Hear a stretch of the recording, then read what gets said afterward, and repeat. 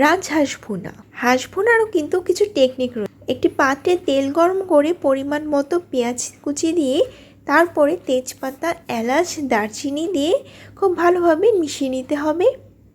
রসুন বাটা 1 টেবিল চামচ, আদা বাটা 1 টেবিল চামচ, পেঁয়াজ বাটা 1 টেবিল চামচ দিয়ে খুব ভালোভাবে মশলাটি কষিয়ে নিতে হবে। এরপর এর মধ্যে লবণ, হলুদের গুঁড়ো, মরিচের গুঁড়ো দিয়ে আরও কিছুক্ষণ সামান্য পরিমাণে পানি দিয়ে কষিয়ে নিতে হবে। মশলা কষানো হয়ে গেলে এর মধ্যে কেটে রাখা হাঁসের মাংসের টুকরোগুলো দিয়ে দিতে হবে এবং কিছুক্ষণের জন্য নেড়ে চেড়ে রান্না করতে হবে।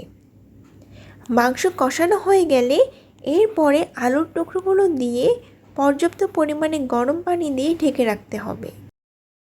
হাঁস ভুনা 80% রান্না হয়ে গেলে এর মধ্যে বিশেষ মশলা এবং কাঁচামরিচ দিয়ে দিতে হবে। বাস, তৈরি হয়ে গেল মজাদার হাঁস ভুনা। গরম গরম ভাতের সাথে এই হাঁস ভুনা খাওয়ার যেন মজাই আলাদা।